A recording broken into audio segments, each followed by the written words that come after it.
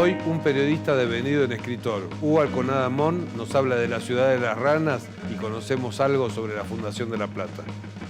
Rocha vislumbra la oportunidad. Es decir, si yo logro crear de la nada una ciudad que sea ejemplo para los argentinos y para el mundo, esta ciudad puede ser mi trampolín para la presidencia. En el difícil oficio de editar libros, Carolina Di Vela nos habla de Editorial Galerna. Para mí un editor tiene que conocer todas las instancias por las cuales pasa un libro. Y además, en El Quijote no se mancha, tenemos todo esto. Soy librero de hace 40 años aproximadamente. Empecé allá en los 80. Si de ciudades se trata, vamos a hablar de una donde París es la principal protagonista y estamos hablando de París era una fiesta de Ernest Hemingway.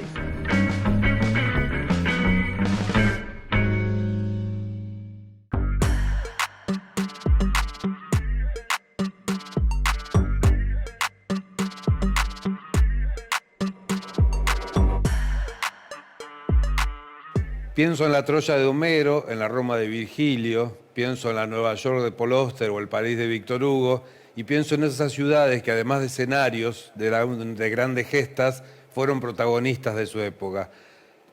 ¿Cuál es el protagonismo que tiene La Plata, Hugo Alconada Mon? Hola. ¿Cómo te va? ¿Bien?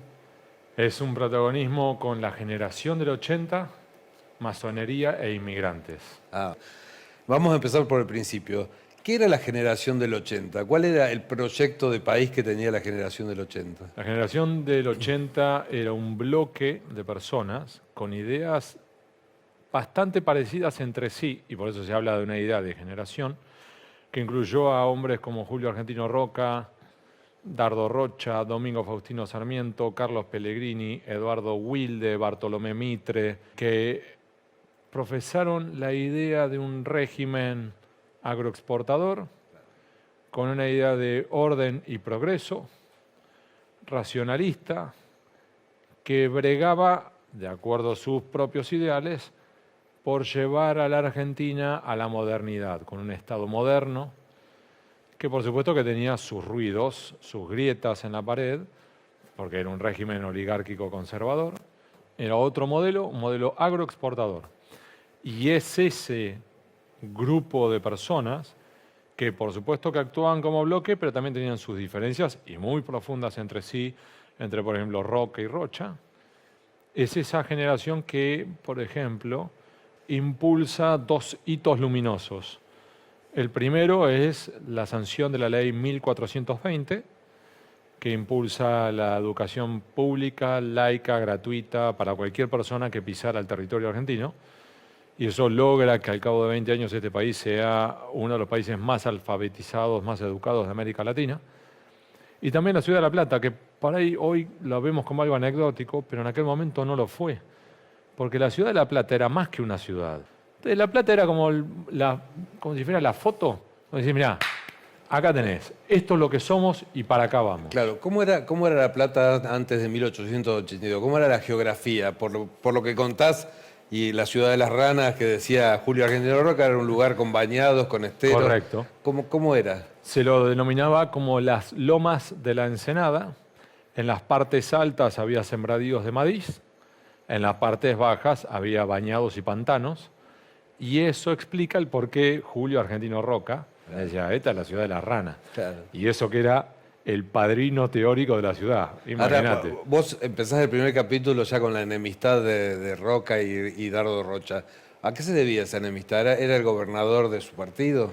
Porque allí teníamos una alianza entre el presidente, Roca, y el gobernador, Rocha, que de hecho fruto de esa alianza es que llegan a esos cargos públicos, pero como suele ocurrir, Héctor, una y otra vez, el que llega a gobernador de inmediato, ¿qué quiere? Llegar a presidente. Sí. Entonces, no terminaron de acomodarse en el sillón de gobernador, que ya están mirando la Casa Rosada, claro, a ver si pueden llegar. Rocha vislumbra la oportunidad. Esta ciudad puede ser mi trampolín para la presidencia. Entonces, él se pone a trabajar y levanta la ciudad de La Plata, que es una ciudad de avanzada. Recordemos que fue, por ejemplo, la primera ciudad con energía eléctrica en toda América del Sur. la primera ciudad con tranvías en toda América del Sur. Fue la primera ciudad que tenía avenidas anchas antes que la 9 de julio. Y el truco final, y ya cierro con esto, es el plan último de Rocha era ganar la presidencia y ya siendo presidente convertir a la ciudad de La Plata en la nueva capital federal y devolverle la ciudad de Buenos Aires a la provincia de Buenos Aires. Claro. Y Roca, que no por nada le decían el zorro, porque era muy astuto, Sí, se la olía, o por lo menos vos lo pintás muy astuto. huele la que se viene y lo que plantea con cierta lógica es, entonces habremos sangrado para nada en 1880. Claro. Dice, no, Rocha no puede ganar la presidencia y ahí es donde empieza todo su trabajo y lo empieza a serruchar como tantos otros presidentes a tantos otros gobernadores. Ahora, yo digo, por un lado, cómo consiguieron el financiamiento y por otro lado, ¿hubiese sido posible La Plata sin la inmigración de 1880? Son dos puntos clave. El primero es el financiamiento y entonces pasan la gorra por París, por Roma y por Londres. Ahí es el punto clave. Claro. Y uno de los lugares donde van es la Baring Brothers. De hecho, lo que termina ocurriendo es que en ese periodo entre 1880 y 1893 que abarca este Sí. libro, incluye la crisis financiera de 1890. El cálculo que hacen es que la crisis de 1890 fue mucho, pero muchísimo más grande que la crisis de 2001. Fue tan grande la crisis de 1890, la crisis financiera, que nuestra debacle económico-financiera llevó a hacer tambalear la City de Londres, a la Baring Brothers. Porque no hubo gobierno que no tuviera problema con los desde Rosas, Sí. bueno, Rivadavia, los Y de empréstitos. amor y de odio, porque por un lado era esta cuestión La verdad de, que bueno, creo que siempre apoyaron el primer gobierno patrio para Sí. que lográramos la Abrirnos de autonomía España. de España. pero Exacto. después es una cuestión como de entre amor y odio, entre necesidad y rechazo mutuo, porque por un lado son los que nos dieron los ferrocarriles y el fútbol, pero por otro lado son los que nos apretaron y de un modo que nos pisaron en la modelo industrial. En la escuela te enseña que hubo 2 invasiones inglesas y después, que nada. Le tiraron aceite hirviendo y se fueron. No fue así. Se quedaron para siempre. Exactamente. Me parece que no es fuimos tan triunfadores. No, es que es una presencia recurrente. Es una presencia recurrente a lo largo de las décadas. Incluso en esta década, digamos, de la generación del 80, fueron una presencia clave. Por ejemplo, para la extensión de los ferrocarriles, que la letra chica de la extensión de los ferrocarriles era que el Estado, en aquel momento, te garantizaba ingresos por cada kilómetro construido. Con lo cual, si el ferrocarril que vos construías, Héctor, daba pérdida, daba exactamente igual. Vos construís. Claro, vos podés decir, por un lado, si yo quiero impulsar la creación de un sistema ferroviario, sirve. De hecho, se calcula que estaban construyendo a un ritmo de 1 kilómetro diario de ferrocarril. Ahora, por otro lado, si el sistema es deficitario, pues sí, me vas a llevar a la quiebra. Claro, Y lo que terminó ocurriendo fue en parte eso. claro. Y por otro lado, la inmigración. Digamos, necesitaban mano de obra trabajadora. Y claro, el objetivo de ellos era que vinieran sobre todo jornaleros especializados, es decir, torneros, carpinteros, escultores, personas muy específicas, por un lado, y luego también vinieron una masa de trabajadores a poner el hombro. Y lo que terminó ocurriendo, por ejemplo, en la ciudad de La Plata, es que tal fue la avalancha de inmigrantes que el primer censo de La Plata, para que te rías, Héctor, y eso está volcado ahí, arroja que había 10.400 habitantes en la ciudad de La Plata, de los cuales los números son un poquitito más altos, Sí. pero para que quede claro para el que nos está viendo. El 40% era italiano, 20% español, 20% de otras nacionalidades y el último 20% era de criollos. Claro. El idioma que se hablaba en la ciudad de La Plata era el italiano. Además eran todos hombres, la mayoría eran hombres. Como que, Y ese es todo un desafío. porque Ese mismo necesitaban censo, hombres, claro. por lo menos en el momento de la Sí, construcción. además, recordemos las historias de nuestros abuelos y bisabuelos. Primero venía el abuelo a trabajar y si lograba hacer pie, después convocaba a la mujer y a los chicos. Claro. Ese mismo censo que te da 40% italiano, Sí. te da también que más del 88% de los habitantes de la ciudad eran hombres. Claro. Y de hecho, en ese otro 12% de mujeres, incluye las niñas, las nenas menores de edad y las esposas. Con lo cual, la cantidad de mujeres en condiciones de casarse en aquel momento eran menos de 100. Terrible.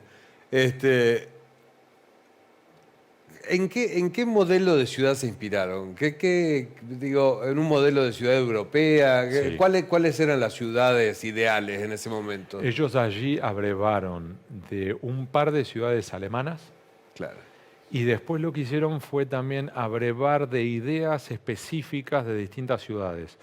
Para aquellos mismos tiempos, recordemos que, por ejemplo, nosotros, Argentina, veníamos de la epidemia de fiebre amarilla de 1871, que despedazó la ciudad de Buenos Aires.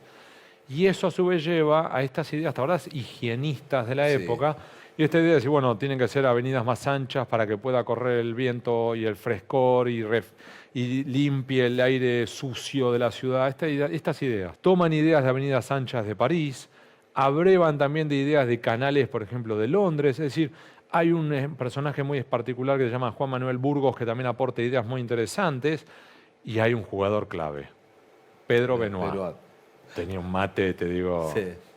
Pedro Benoit, la gran duda que incluso alberga la propia familia, yo hablé con los descendientes de Pedro Benoit, es que ¿acaso Pedro Benoit, lo voy a plantear como pregunta, ¿acaso Pedro Benoit era el nieto de María Antonieta? Mira vos.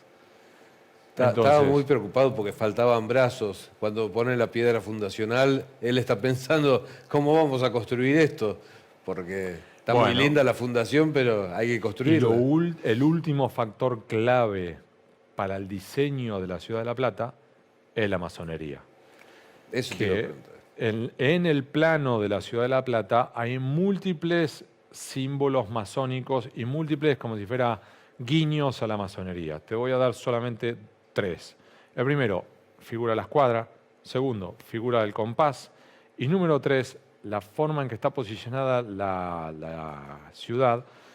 La diagonal 74, que es como si fuera la columna vertebral de la ciudad, nace en el río La Plata, sobre agua en el este, que es considerado vida, y termina, la diagonal 74, termina literalmente en el cementerio, tierra, lugar de muerte.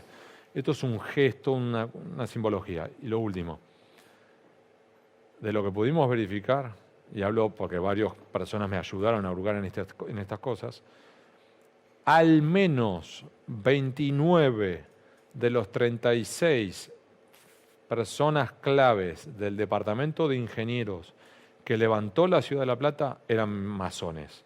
Eran, entre otros, por un lado, desde lo personal, lo que ellos plantean es el que cada uno pueda mejorar como persona. Mejorar tanto en lo intelectual como en la cuestión de los valores morales, desde lo personal. Y lo mismo como sociedad, decir, mejorar, ampliarnos, crecer. Entonces, en aquellos años, impulsaron una serie de banderas que hoy por hoy son las normales para todos nosotros. Sí. Entre otras, la separación entre Iglesia y Estado. En aquellos tiempos, la Iglesia controlaba el Camposanto. Claro. Si vos no eras católico, no te enterraban.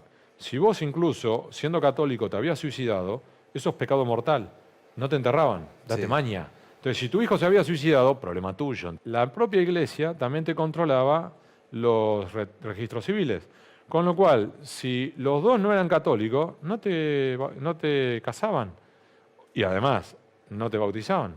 Con lo cual, lo que terminaba ocurriendo era que tu hijo no era hijo legítimo, sino que era hijo natural o extramatrimonial. Ergo, de acuerdo al Código Civil, tenía menos derechos hereditarios, por ejemplo. Y número 3, la Iglesia controlaba la escuela. Con lo cual, si vos no eras católico y no estabas dispuesto a que tu hijo recibiera la educación católica, si vos eras agnóstico, maometano, judío, musulmán, protestante, perdiste.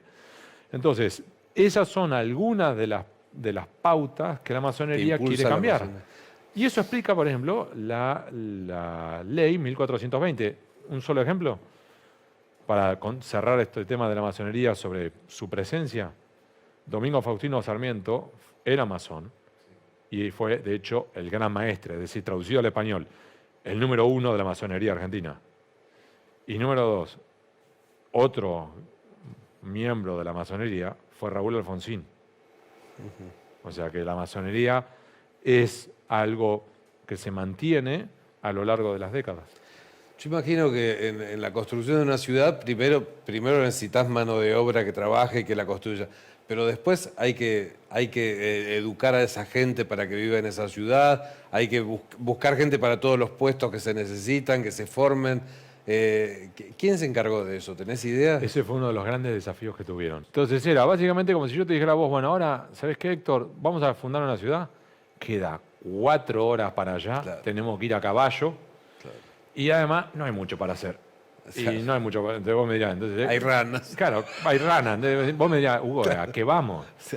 Entonces, una de las pautas que hicieron fue imponer la ley de residencia. Es decir, todo aquel que fuera funcionario nacional tenía que quedarse en la Ciudad de Buenos Aires por ser capital federal. Pero todo aquel que fuera funcionario provincial tenía que ir a la nueva capital. Con lo cual, si vos eras, no sé, inventemos, secretario de Obras Públicas, tenías que agarrar a tu familia y decir, no vamos, tenemos que ir para allá.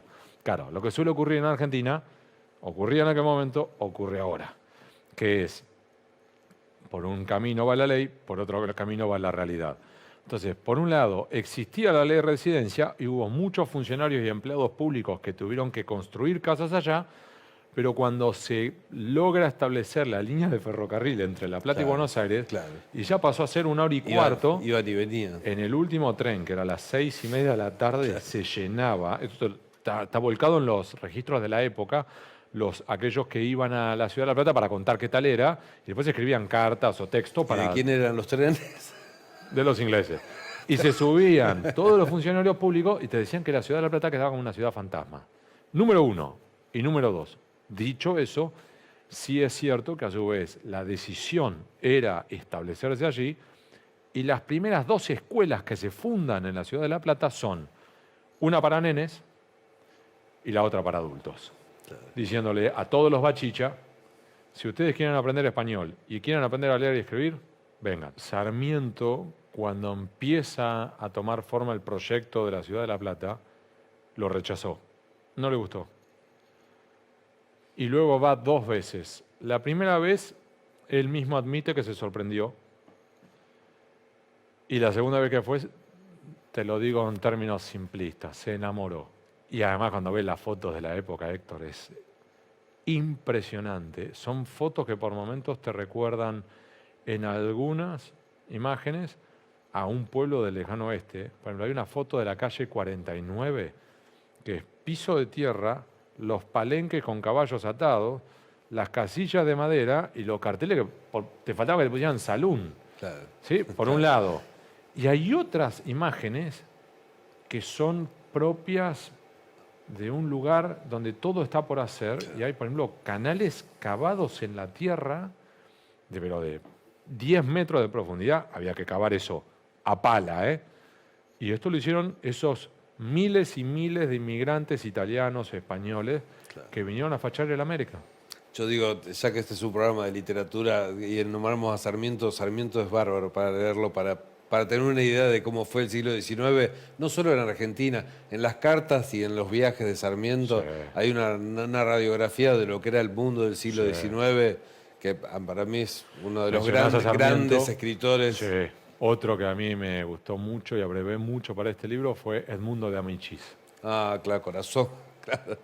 que yo abrevo en 2. De los Apeninos a los Andes. Correcto, que donde allí dentro está el cuento Corazón, que es muy fuerte.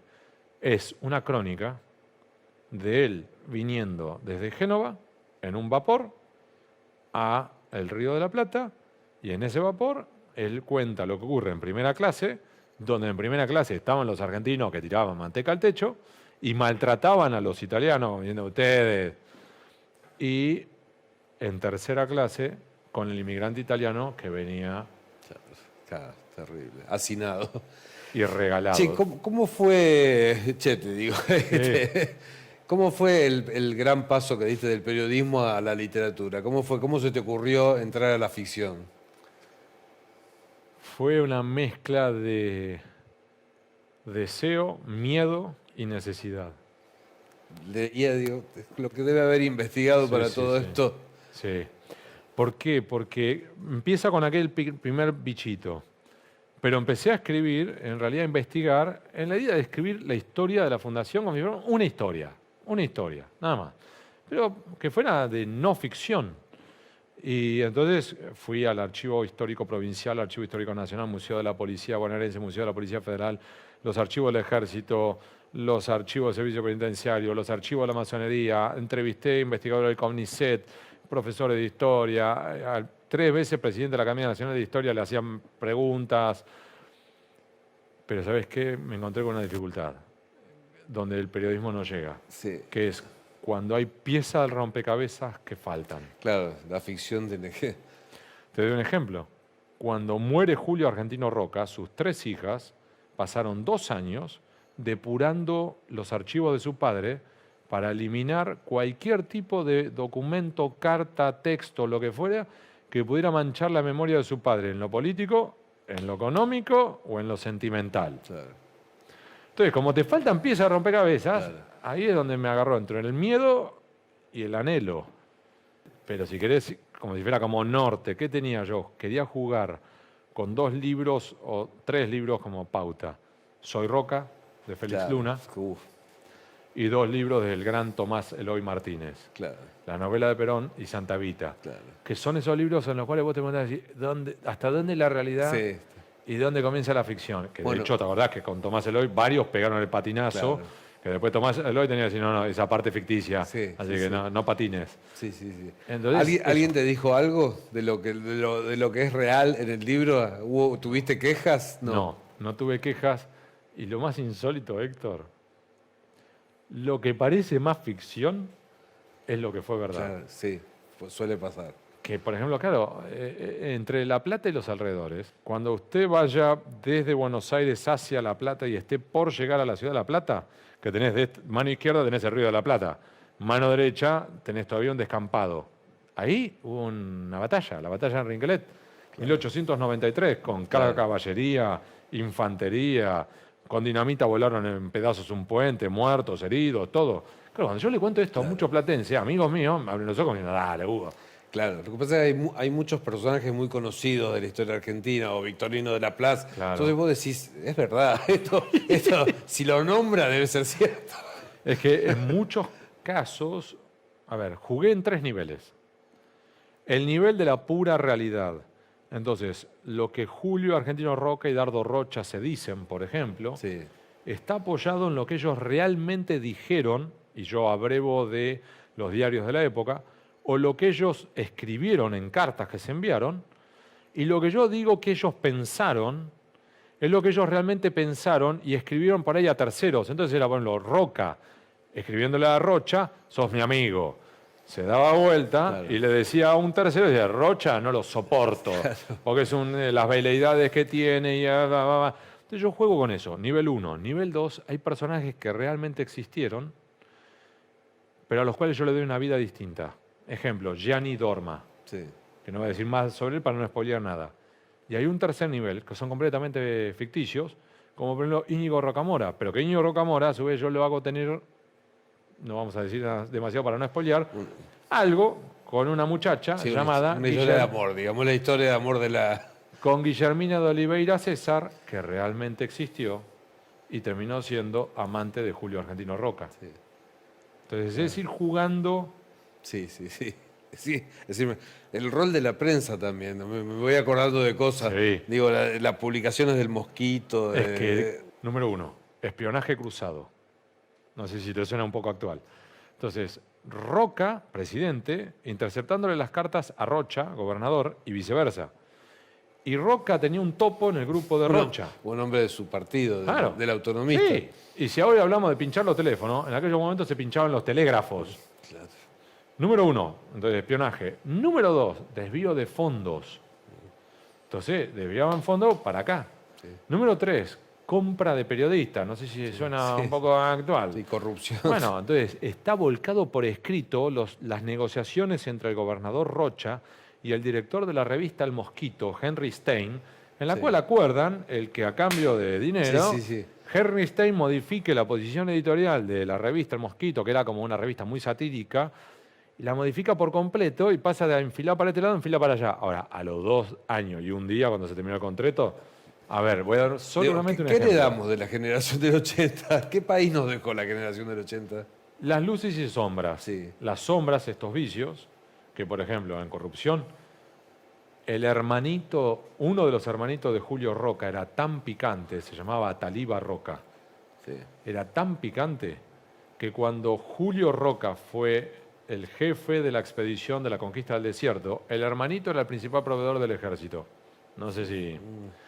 Y además, era tan picante Ataliba Roca, el hermano de Julio, que Sarmiento usaba el nombre de Ataliba como verbo para hablar de robo. Entonces, en un momento cuentan en las sesiones del Congreso, dice, ayer iba caminando por la calle, me atalibaron la billetera. Y en el diario de sesiones ponen carcajadas en el recinto. Claro, todo el mundo sabía que era un pirata. Claro. Ahora, y vos me podés decir, Hugo, ¿es contradictorio o es paradojal? Y para mí no lo es. Porque si esa generación del 80, después de 5 años de estar hurgando en los archivos, me hubieran encontrado con una generación perfecta, honesta como la Madre Teresa, inteligente como Einstein, con visión de Estado como Konrad Adenauer, anda a tener otra generación así, Claro. Héctor, estamos jodidos. Sí, sí, sí. Ahora, si me decís que con esas sombras, esas agachadas y esa corrupción, esa generación fue capaz de alumbrar hitos luminosos, como la fundación de la Ciudad de La Plata o la Ley 1420, no da esperanza por hoy. Porque si aquella generación, con la grieta que tenían entre ellos, porque la grieta Salió no era por adelante. Twitter, era a los cañonazos, fueron capaces de ponerse de acuerdo en esas políticas públicas, hoy también podemos hacerlo. Genial. Qué bueno. Qué bueno. Bueno, ojalá se cumpla. Ojalá se pueda. Che, y por último, ¿te vas a quedar del lado de los escritores o te vas a volver al lado del periodismo? Sí, vos sabés que, bueno, vos ya lo sabés, vos sos escritor en serio. Y te Es diría- más, sé en lo que estás trabajando, pero te voy a dejar que lo digas vos. Exacto. Me está picando Yo el te bicho. conozco. Y hay Hay un ahí- personaje muy conocido. Exactamente, hay un bichito ahí que me está picando. De hecho, ya estoy entrevistando a los familiares descendientes de esa figura, porque a su vez es para abordar un momento clave de nuestra historia. Más no voy a decir. No, diga. Porque ¿sabés qué? Es que ya Si no queda como que voy a meter 2024 es... Bueno, 8. pero después se van achicando los No tiempos. te escucho. Sí. Le vas aprendiendo. Genial. Bueno, La Ciudad de las Ranas, recomendado. Hugo Alconada Amón, gracias Hugo por haber venido. Gracias por Un gusto recibirme. charlar con vos. Un placer. Nos vemos, seguimos en El Quijote no se manta. Si de ciudades se trata, vamos a hablar de una donde París es la principal protagonista y estamos hablando de París era una fiesta de Ernest Hemingway, autor que no hace falta de presentarlo demasiado y que narra sus años jóvenes en los años 20 por París, donde aparecen también como personajes irreales que bien fueron Scott Fitzgerald con su pareja Zelda, aparece Picasso, aparece Dalí, Gertrude Stein también y muchos otros escritores y bohemios de aquellos años, periodo de entreguerras también. Así que lo súper recomendamos a Ernest Hemingway. También estuvo Oliveiro Girondo en esos años por París, pero bueno, se ve que no se cruzaron. No vale decir que vieron la película de Woody Allen. Lean por favor este libro del querido Ernesto.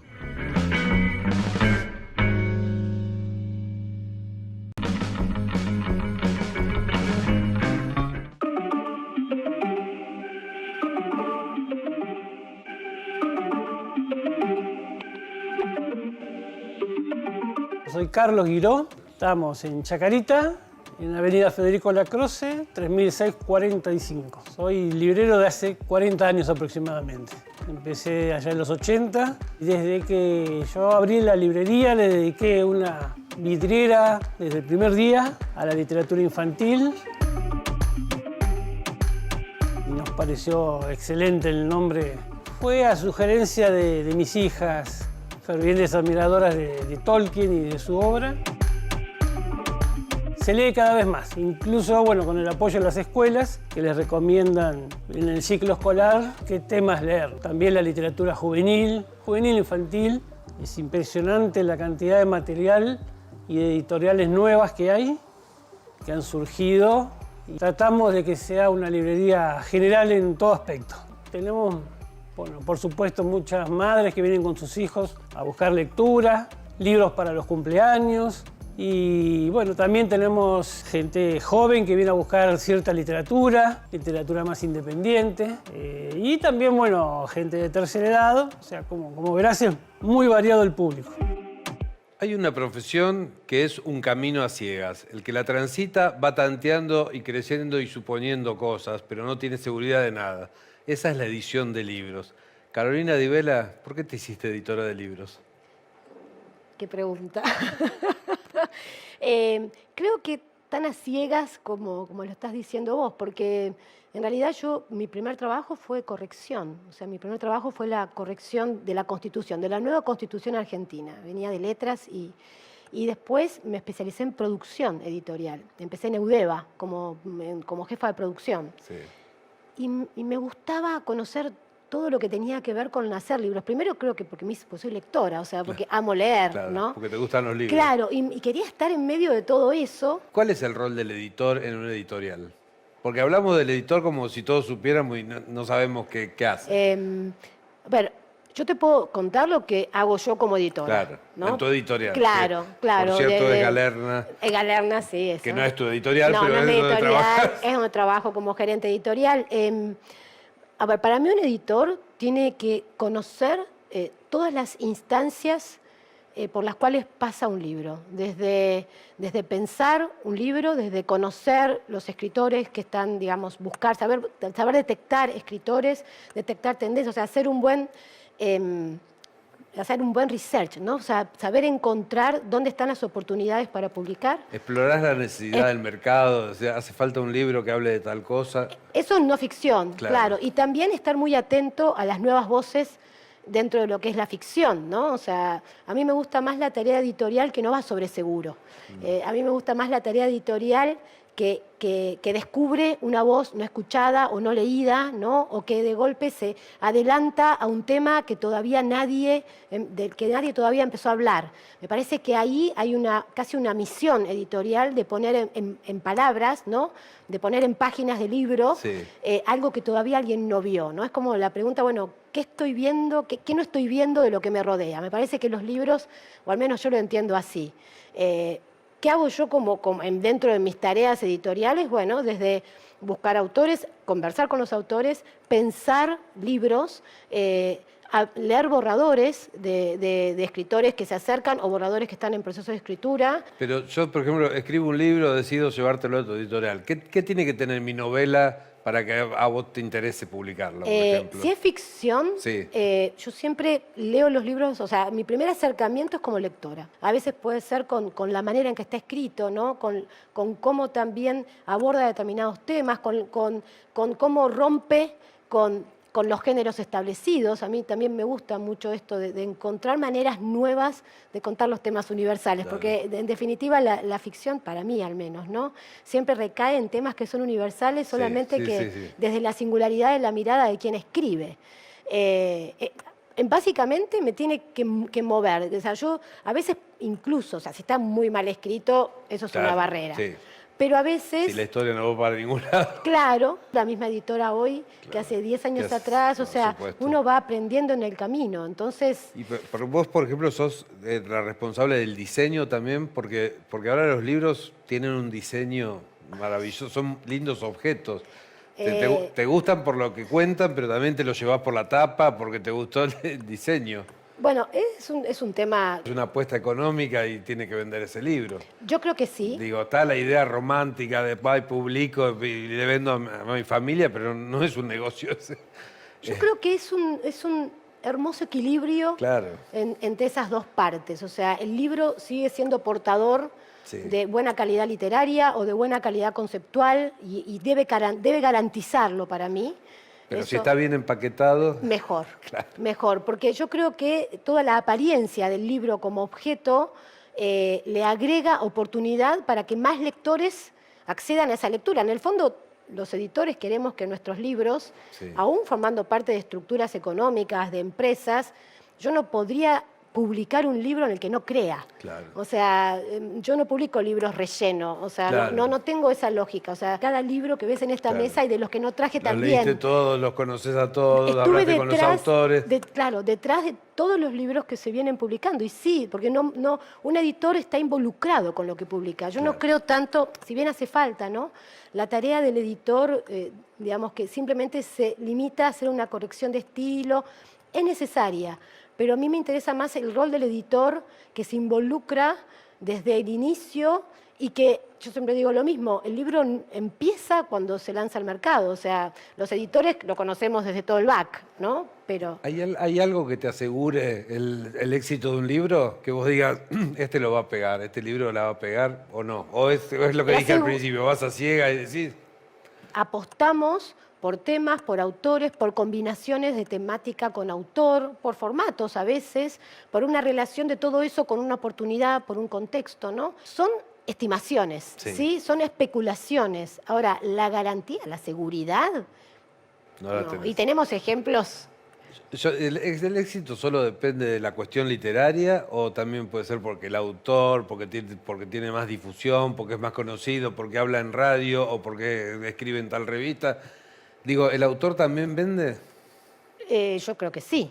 O sea, digamos, Si está en todos los claro, canales o sea, hablando. de hecho, claro, en mi búsqueda editorial yo no me guío únicamente porque sea el autor muy conocido. Yo siempre apuesto al contenido. O sea, yo creo que tiene que haber algo que decir, ¿no? Algo que agregar, algo que sumar. O sea, Porque en definitiva el boca a boca es el que eh, gana siempre. El que te sigue diga, che, leí este ganando. libro que está buenísimo. eso gana sin duda. También hoy tenemos toda una cultura digital y una viralidad en los contenidos, más toda la publicidad digital, que también contribuye mucho digamos, a impulsar, a dar a conocer, a posicionar. Es una suma de variables que nunca participan en la misma dosis en cada libro. O sea, esto es lo más apasionante para mí que tiene esta industria. O sea, cada libro es una oportunidad nueva. Claro. Yo digo, en las redes sociales aparecieron muchos booktubers y mucha gente que está reseñando libros, algo que no existía hace 3 años. Digamos, te encontrás siempre alguna chica que está mostrando libros, que lo leí. ¿Las redes cuánto influyen en la venta de un libro? ¿Pueden posicionar un libro?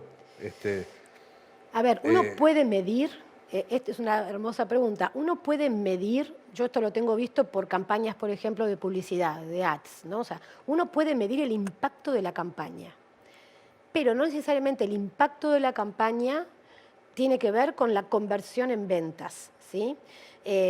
Por eso, es un mercado, ¿no?, muy dinámico, que además también está, en nuestro caso, sujeto, el libro no es primera necesidad, Claro. para mí debería serlo, pero Sí, no sí, lo sí. es. Entonces también está siempre sujeto a las posibilidades adquisitivas. Sí. Entonces, Igual este es un país muy raro que hay una crisis terrible económica, están los teatros llenos, los cines llenos. eso es una decís, maravilla. ¿cómo- Eso es una maravilla, yo cómo lo puede ser? celebro. Los restaurantes. Sí, sí, Y sí. No sé si con los libros pasa lo mismo, si bajó la venta, si hay menos venta con la crisis, pero Por ahora los números van La- a acompañar. la surfea. Vamos flotando.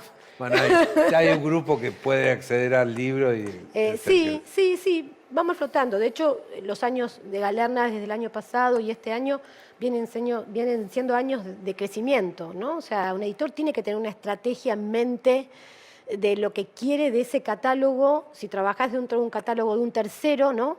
Y de la marca que trabajás. Porque no es lo mismo construir un catálogo, bueno, no voy a nombrar, en una editorial que en otra, Sí, ¿no? claro. Cada editorial también tiene sus posibilidades y sus expectativas, por lo menos construidas para esos lectores, ¿no? Uno Sí. diría, esta editorial nunca publicaría a este autor. qué lindo un bestseller, pero qué lindo un long seller. Por eso en los catálogos de las editoriales siempre hay un espacio, como nosotros tenemos, ¿no? Para los clásicos o para el rescate, creo que hay un espacio gigante todavía. Esto, recién me preguntabas lo del bestseller, ¿no? Y por eso acá, eso demuestra que en realidad un libro se publica y a lo mejor no tiene la oportunidad en ese momento. Pasaron años, algo sucedió y ese libro, claro, puede ser oportuno para que llegue a esos lectores. Respecto del bestseller y el long seller, claro, a todos los editores nos gustan Sí. los bestsellers, o sea, sin duda, sin Sí. duda.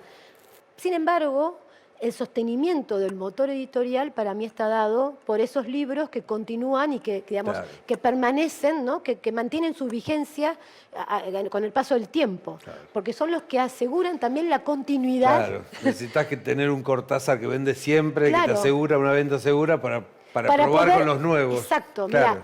mira, mi segundo trabajo fue en Vergara, pero que también me identifica como editora. Tratar de tener catálogos plurales, ¿no? Que puedan abarcar, o sea, no ir únicamente al seguro, al lector, porque eso, Claro.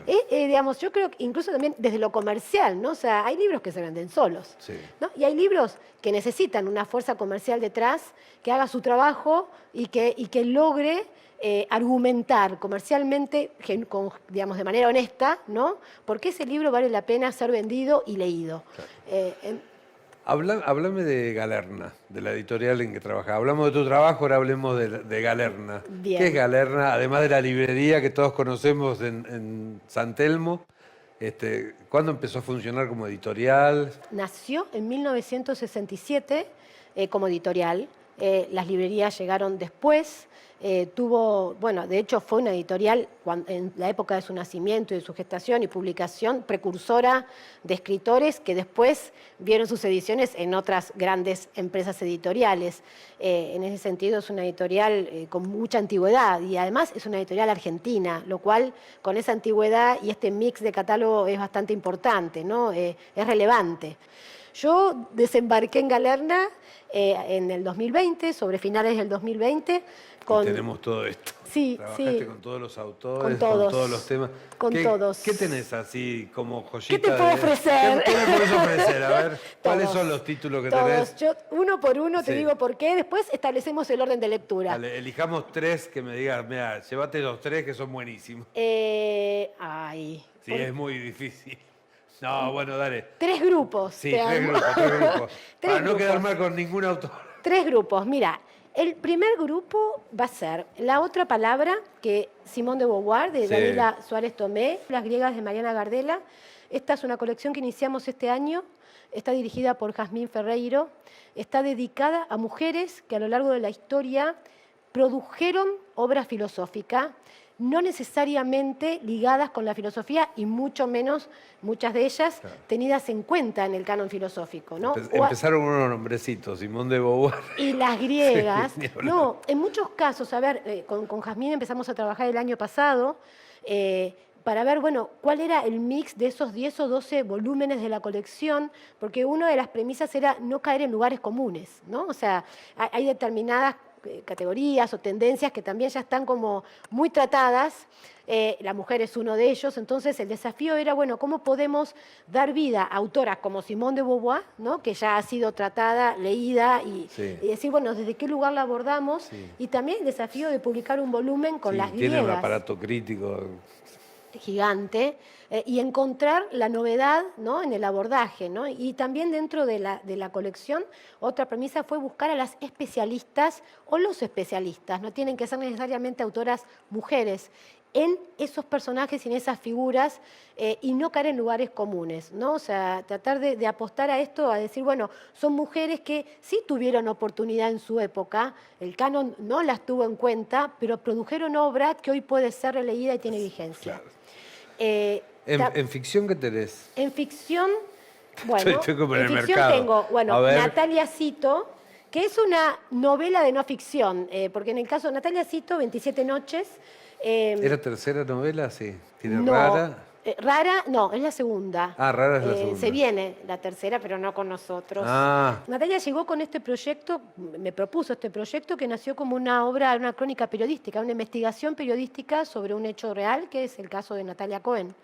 Y bueno, empezamos a charlar, ¿ves? La figura del editor Claro. y de la conversación. Yo creo que editar es conversar. Y empezó ¿no? a tomar forma el libro. Empezó a tomar forma y también la mejor manera de dar espacio a esa historia, ¿no? Porque a veces la investigación periodística se queda en la anécdota. Claro. Y yo creo mucho, siempre cuando hablo con los autores, no importa que sean de ficción o de no ficción, digo, bueno, ¿cómo vas a proyectar este contenido, no? ¿Cómo vas a salir de lo inmanente y vas a hacer que esto salga de la nota, ¿no? De la esto es lo que pasó, y de golpe decir, bueno, ¿qué significa esto? Sí, que tengas ganas de leer un libro sobre esa Claro, noticia. ¿cuál es el metatexto, ¿no? Sí. ¿Por qué trasciende? Y lo reescribió. Y se convirtió en una novela de no ficción que además tiene un epílogo que analiza, bueno, ¿para qué sirve escribir, no? Y ¿para qué sirve también la actividad periodística? Si En el tiene la fondo, respuesta, Leo. léelo, es fabuloso. También te recomiendo esta nueva colección que se llama Imprescindibles Galerna. Los clásicos. Claro. Cuentos detectivescos. Sí, cuentos, Bueno, sí. o sea, cuentos detectivescos y Los Desterrados de Quiroga. Sí, maravilla. Una maravilla. Un poco, bueno, hablábamos recién de la Galerna de los Orígenes. Estos diseños de tapa Claro. retoman o son un homenaje, ¿no? Ayornado a los inicios de Galerna. a los inicios de Galerna. El concepto de imprescindibles es buscar aquellos textos, bueno, como el nombre lo indica, ¿no? Que tienen vigencia y también, si hay rescates o si hay autores que no hayan sido tan leídos o publicados, dar espacio. O sea, yo creo en esos riesgos y creo que valen la pena. O sea, no puedo poner un catálogo de riesgos, Claro. pero algunos en el Pero año... algunos decís, me juego por este. Por ahí Algunos- no vende, por ahí sí. Sí, en algunos en el Sí. año sí. Y autoayuda también trabajan. Sí, la autoayuda o sea, yo Sí, es creo en tan amplia realidad que- es muy amplia. Toda la literatura apunta al bienestar, en Sí, definitiva, sí, ¿no? tal cual. Pero dentro de la no ficción son libros que anclan... No existe, lea este libro para sentirse No, mal. no existe. Sí. Pero dentro de lo que sería la no ficción son libros que anclan con temáticas de malestares o bienestares contemporáneos, ¿sí? O sea, temas como la longevidad o la nueva longevidad, temas como el derecho a lo torcido de Fabio Lacoya. Fabio explora el derecho a la torcedura, ¿no? Es decir, bueno, no es hacer todo mal ni todo bien, es decir, bueno, me corro de lo establecido o por lo menos me permito interpelarlo, ¿no? No obrar según me dicen en todo, ¿no? Y que uno dice, esto parece que ya no pasara, pero pasa mucho más y la gente sigue sufriendo por no poder correrse de lo que se espera de ella. Después tenemos bastante de actualidad también. Bueno, aquel libro de allá, Dar el duelo, de Vircano. ¿Qué te puedo decir de Vircano? Yo, de algunos, a todos Lo los vamos a autores... tener acá sentado. A Vircano, Virginia Cano. Sí. Yo en realidad, bueno, esto de involucrarse con los autores, es inevitable que se genere un vínculo con cada uno de ellos y de ellas. Vir es una. Ese libro nació, mira, hablabas de las redes, nació, un día estaba leyendo el libro, Vircano tiene un libro previo en Galerna, que es el volumen de Nietzsche, de otra colección maravillosa, que ya se acaba de publicar el último volumen, que se llama La Revuelta Filosófica, dirigida por Lucas Suárez. Y bueno, leyendo el libro de Nietzsche, empezó a buscar el perfil de Vircano en las redes y empezó a leer unos textos donde ella hablaba del duelo. Esto era casi pandemia, saliendo de la pandemia. Yo lo leí y la conmoción, digamos, porque al mismo tiempo ese texto era filosófico, personal, poético, una reflexión actual, ¿no? O sea, esos textos que no los podés clasificar. Yo adoro esos textos que no admiten clasificación, que son muchos textos a la vez. La llamé y el libro salió en meses porque estaba prácticamente escrito y es una reflexión de índole personal, además muy, muy acertada, muy oportuna, porque habla del duelo, pero en realidad hay una resignificación de las pérdidas, ¿no? O sea, el duelo como pérdida, que es un tema universal, en definitiva, el duelo, la pérdida, la muerte, la ausencia, ¿no? Son temas que reaparecen y que son angustias irresueltas. Sí, Digo, tal cual, y que no. no tienen Claro, o sea, la resolución. literatura está lleno de temas como ese. Carolina, ¿vas a seguir siendo editora? Hasta el último día que respire, es mi pasión. Yo amo editar, lo digo siempre, o sea, bueno, me voy a emocionar. Yo amo editar, para mí es una tarea, viste que la gente dice, vos, ¿de qué trabajas? No, yo no trabajo de esto, yo soy Yo publico mamá. libros. Claro, yo soy mamá, soy editora, sí, soy persona, sí. O sea, Qué bueno cuando te pasa eso con una profesión. sí, Genial. está, sí, Que sentís que no trabajás. no, es un trabajo, claro, Sí, sí. pero en mi vivencia es algo que lo llevo conmigo, está conmigo, ¿no? Bárbaro. Muchas gracias por acompañarnos. A vos, un placer. Gracias. Un placer, gracias.